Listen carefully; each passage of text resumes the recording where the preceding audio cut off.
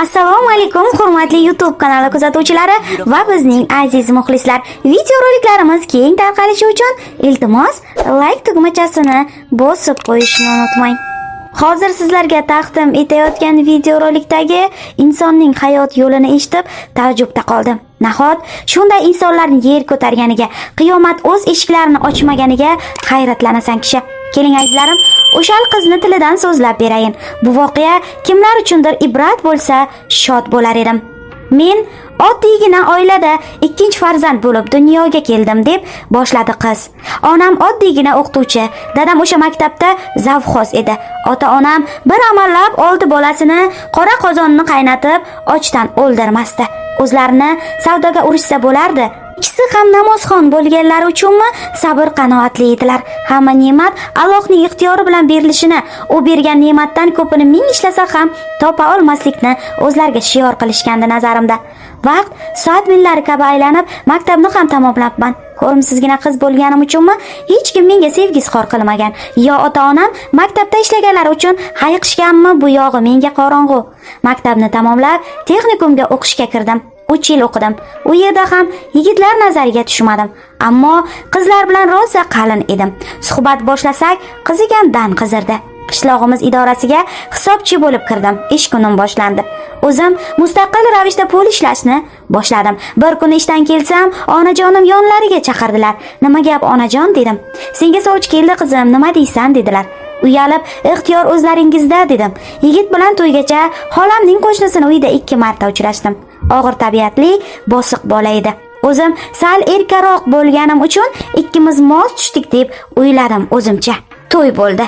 Erim bilan 10 yil sevishganlardek tong otguncha suhbatlashardik. Men baxtiyor edim. Bu baxtiyor kunlarim asrlarga boradi deb xom xayolga berilibmanmi yo sevinganim Allohimga yoqmadimi? 21 kunlik kelinchakka erim sen yoqmay qolding. Seni ko'rsam asabim buzilyapti dedi to'satdan.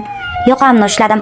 Nahotki bir kunda o'zgarib qoldingiz. Sizga nima bo'ldi dedim yig'lab. Shirin so'z bo'lsang ham xunuksan, tushundingmi? Men ko'r ekanman, kelib senga uylanamanmi dedi yana tish qayrab.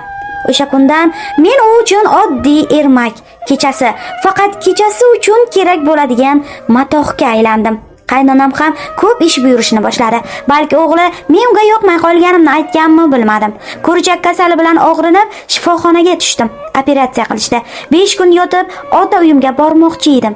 Erim, "Men uyimga borasan, onangnikida pishirib qo'yibdimi?" dedi.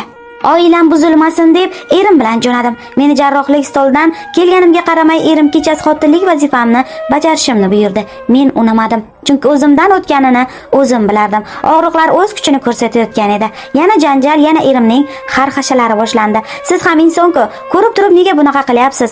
Ozroq sabr qiling" dedim. "Sen aqlli bo'lib qoldingmi? Menga aql o'rgatadigan bo'lib qoldingmi?" deb bir shapaloq urdi. Ertasi kuni alamdan yig'lab ota uyimga bordim. Onamga aytib berdim. "Siqilma qizim, hammasi o'tib ketadi. Ozroq sabr qil. Bir shapaloqqa ham qaytib kelasanmi? Odamlar ustimizdan kulmaydimi?" dedilar. Ertasi kuni meni olib borib qo'ydilar. Erimning kundan kunga mehri yo'qolib borardi. Men homilador bo'ldim. Kunlardan birida qaynsingillarim erim bog'ga ishga ketishdi. Men uyda qoldim. Ular qaytguncha ovqat qilib qo'yishim kerak edi. Bosh qorong'uligim og'ir kechardi. Yo'q ovqat hidiga ko'nglim ko'tarilardi. Qaynonam ham qo'shni uyga chiqib ketdi. Uyda qaynotam ikkimiz qoldik. Qaynotam narvonda turib, nimadir qoqayotgan edi, bolg'asi tushib ketdi.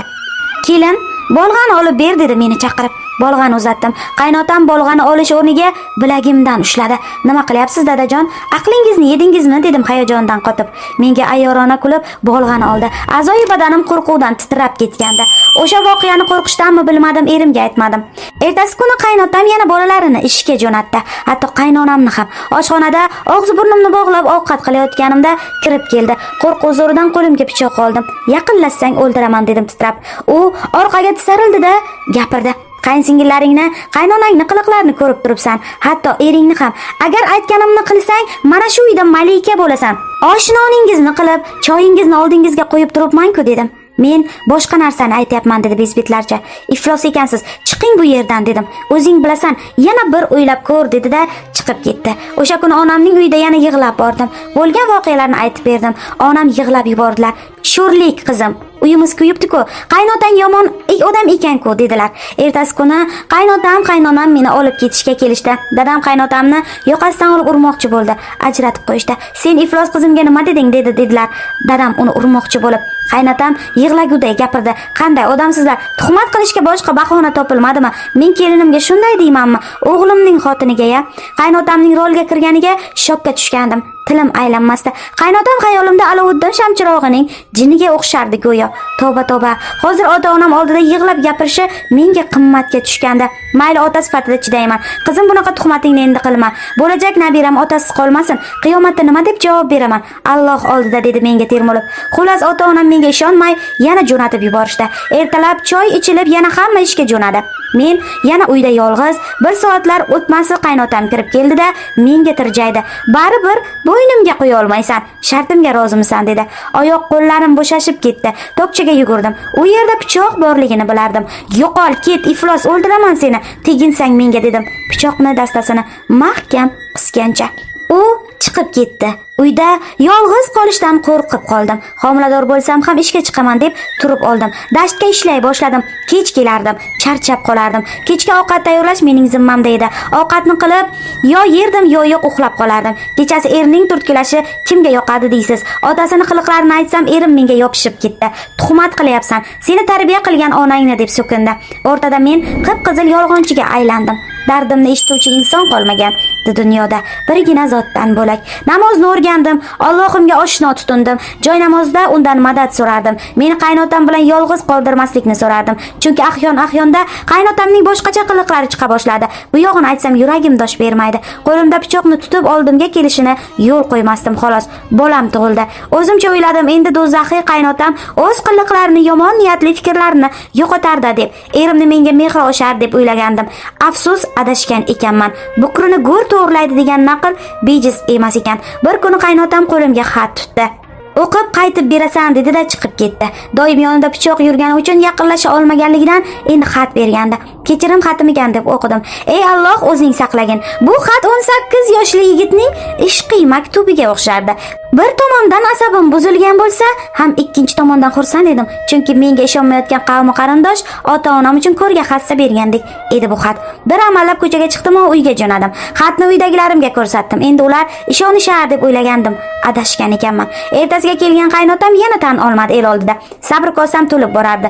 O'lim to'shagida yotgan bu jonimning oldilariga borib, hamma gapni aytdim. Buvim dadamni yonlariga chaqirib, "O'g'lim, agar qizingni qaynotasini gapiga ishonib, o'sha dargohga qaytarsang, bergan sutimga noroziman" dedilar. Shu gap bilan uyimda qoldim. Dadam ham keyinchalik menga ishondilar-u, ammo o'g'limni it bolasi qurbonlikka yaramas deb uyda ancha vaqt olib kelishimga yo'l qo'ymadilar. Bolamga qayn singillarim qaramagani uchun bechora kasal bo'lib shifoxonaga tushib qolibdi. Dadamga oxizor qilib amallab ko'ndirdim. O'g'limni bag'rimga oldim. Akamning xotini ham odamsimonlarga mansub emasdi. Goh meni jerkirdi, goh bolamni. Erkaligim o'sha xonadon farzandi ekanligimni unutdim. Xuddi kelgindiga o'xshab qolgandim. Biror narsa gapirmoqchi bo'lsam, dadam ham urishadigan odat chiqardilar. O'zimni o'ldirgim kelardi goho, ammo bolamni ko'zim qiymasdi.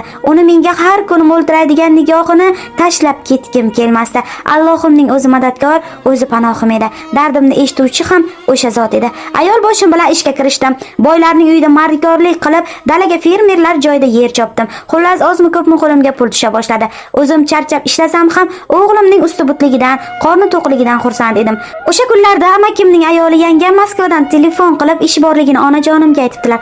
3 kunda bir amalab pul topib, bilet olib, musofir elga yetib keldim. Men uchun yangi davr boshlandi. Bu yerda kimlarni ko'rmadim deysiz? Joy uchun tanini sotganlar qancha, yoshi anchaga borsa ham yosh yigitlar bilan ishrat qilganlar qancha ekan. O'sha illatlarni o'zimga yo'qtirmaslik uchun namozimni o'qirdim. Kechalar turib nafl namozlarini o'qirdim. Allohim mendan marhamatini darig' tutmadi. Yaxshi ishlab pul topa boshladim. O'g'lim uchun uy ko'tardim. Chiroyli qilib hamma xonasini bezatdim. Allohimga shukrlar bo'lsinki, endi o'zimning uyim, joyim bor. O'g'lim ham Allohim panohida katta bo'lmoqda.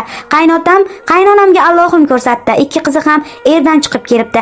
Qaynim esa haftasiga xotin alishtiradigan odat chiqargan ekan. Bu gap bilan ularning ustidan kulmoqchi emasman, ammo qaytar dunyo deb bejizga aytmagan ekanlar. Allohim ularga ham ko'rsatganiga shukr. Meni esa yorug' yuz ila shu kunlarga yetkazganiga shukr deb o'z hikoyasini yakunladi. Xulosa sizdan azizlar, qalbi pok, iymoni kuchli insonga ming tana toshlarni yog'dirmasin, botqoqda qolgan olmos o'z qadrini yo'qotmagan kabi uni hech kim irodasini buka olmaydi. O'qiganlar, fikr qilganlar uchun, bizni kuzatganlar uchun boshim yerga tekkuncha ta'zimdaman. Bu toifa iblis qaynotalaridan Allohim har bitta orzu, havasli kelinchaklarni o'zi asrasin ilohim.